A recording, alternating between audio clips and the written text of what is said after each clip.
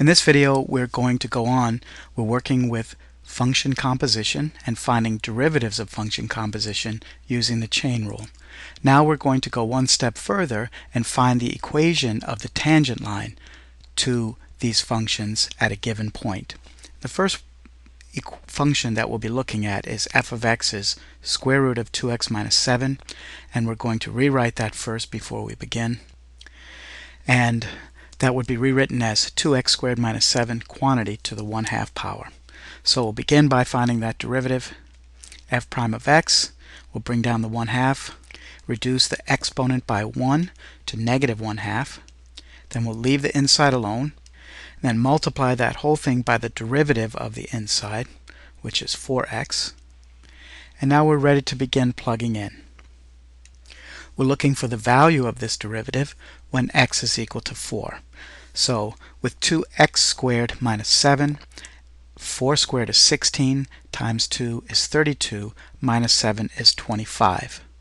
So we have 1/2 times 25 to the negative 1/2 power, and that's going to be 1 over the square root of 25, or 1/5, times 4 times 4, which is 16. And we can simplify 1/2 of 16 is 8, and we end up with 8 over 5, or 1.6. Next we're going to plug in y minus y1, which is 5, is equal to the slope, which is 8/5, times the quantity x minus 4, and we end up with y is equal to 8/5, which is 1.6, times x, then 1.6 times negative 4, and that would be negative 6.4. And then we're going to add 5 onto that.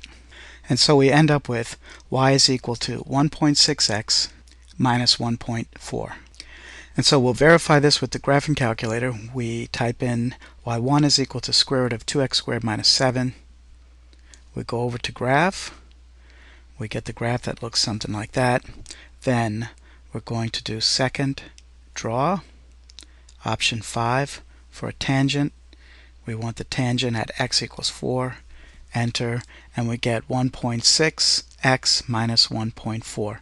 And those decimals way over to the right are just rounding errors when the calculator does the derivatives there.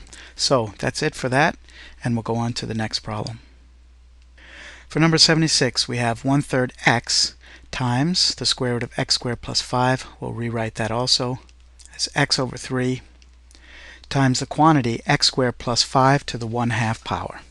And so we'll need to use the product rule here. And f prime of x is equal to the first times the derivative of the second, so x over 3,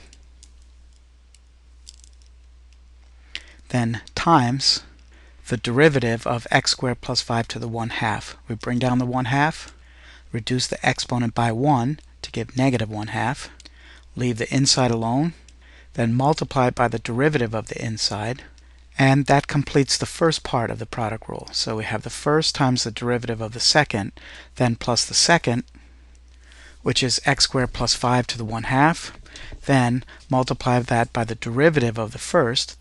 The derivative of x over 3 is just 1/3. And at this point we can begin to plug in. So x is equal to 2. So x over 3 times 1/2 is 2/3 times 1/2 is 2/6 is 1/3. Then x is 2, 2 squared is 4, 4 plus 5 is 9, and 9 to the 1/2 is 1 over the square root of 9, which is 1/3. Then multiply that by 2x, and so that's 2 times 2, which is 4, and that piece is going to give us 4/9. Next, 2 squared, again, is 4 plus 5 is 9. 9 to the 1/2 is square root of 9, which is 3, and 3 times 1/3 is 1. And so we end up with 4/9 plus 1, and that would be 13/9. Plug in x is 2, y is 2, we get y minus 2 is equal to 13/9 x minus 2, and when that's simplified, eventually we end up with 13 over 9x plus 8/9. We put that into the graphing calculator, the original function, graph, find the equation of the tangent line, and that matches. You can verify that yourself, and we will go on to the next problem in the next video.